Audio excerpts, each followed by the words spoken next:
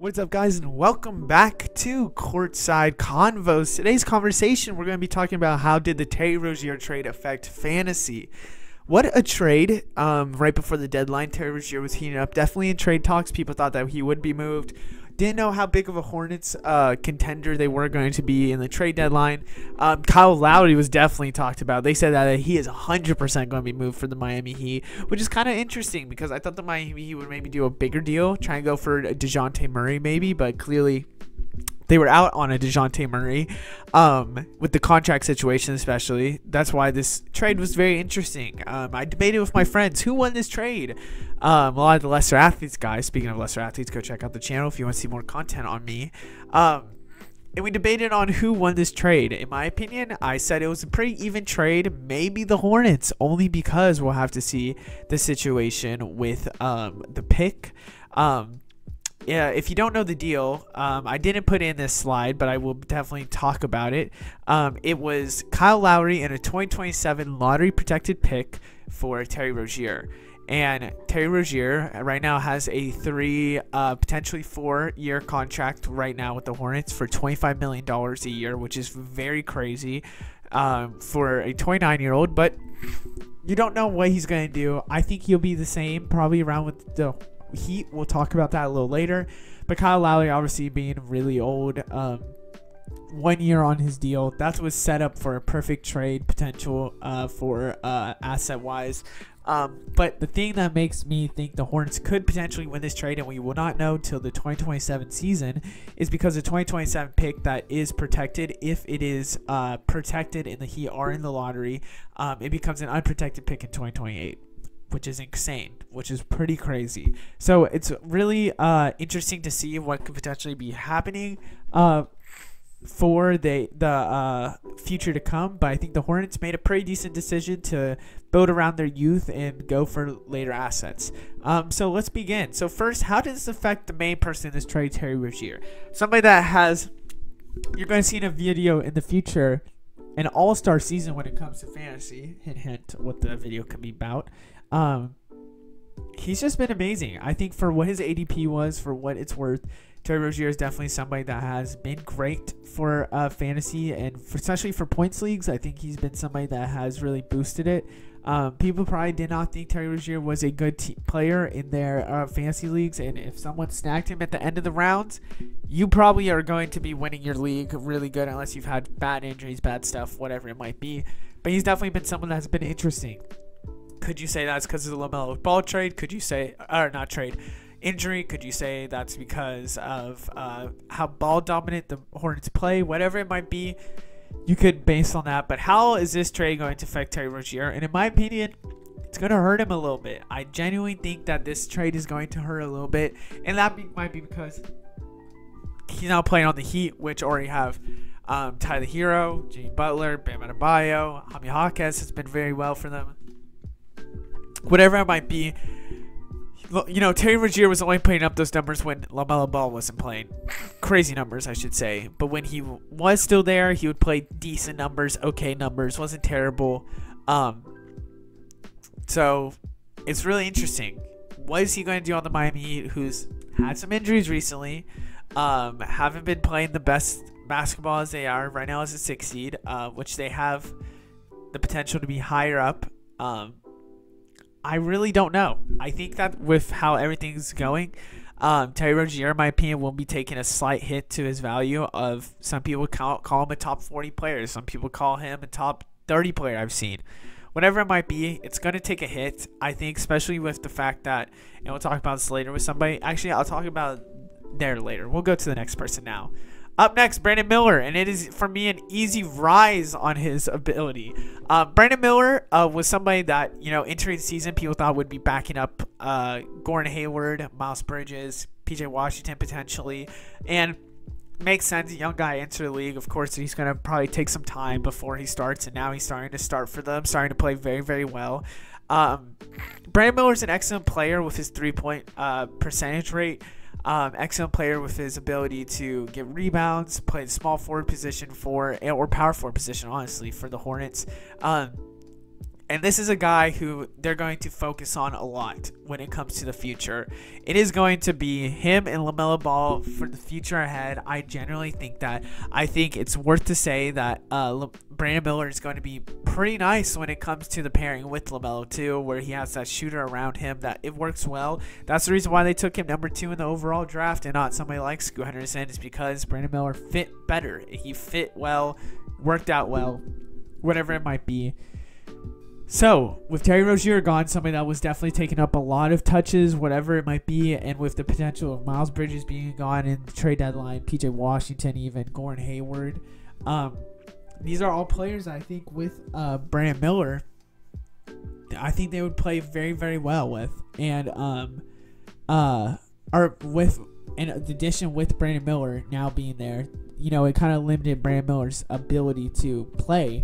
But now with them potentially gone, I think it's going to work very, very well for Brandon Miller. I think it's going to be a good addition, and it's going to be okay for them. And clearly the Hornets are moving on to that way. Terry Rozier was the first piece that had to be gone. He's gone now. Let's see what's happening next. But Brandon Miller definitely boosted with Terry Rozier gone. Up next, how does this affect Tyler Hero? And, for me, it's pretty obvious what it could do for Tyler Hero. And for me, it's hurting him. Well, you might not realize that Tyler Hero and Terry Rozier play a similar game, being combo guards, not just straight point guards. So obviously adding another combo guard to the mix is going to hurt what they already have in Tyler Hero.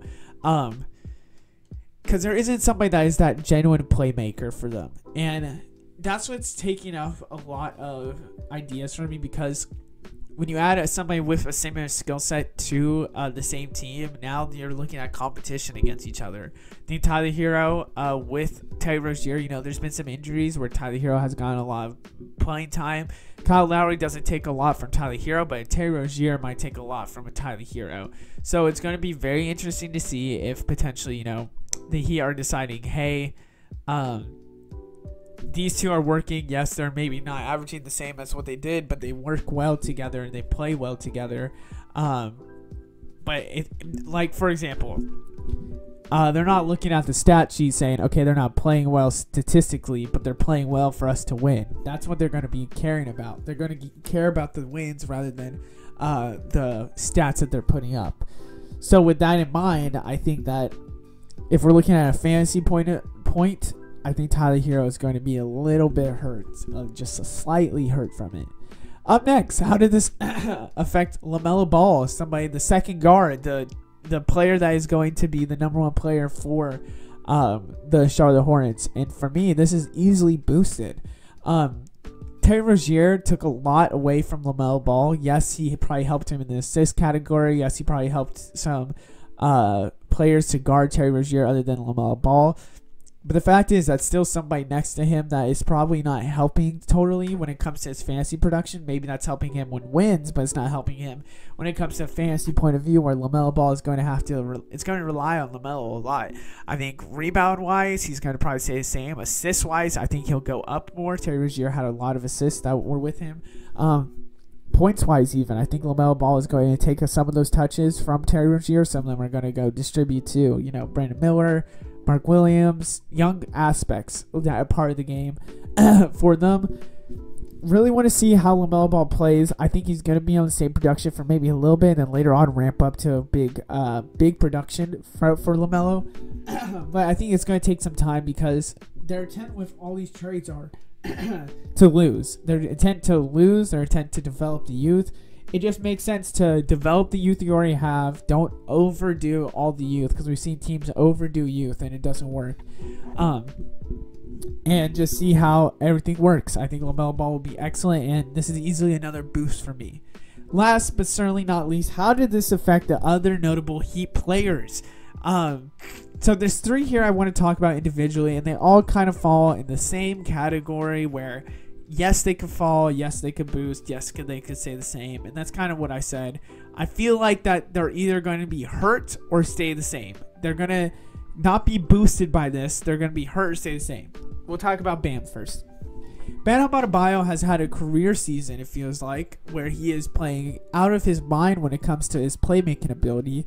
But now adding another guard to the mix that has been known to be able to play make, has been known to facilitate, but still has combo guard skills that, it's when he has to, he can facilitate.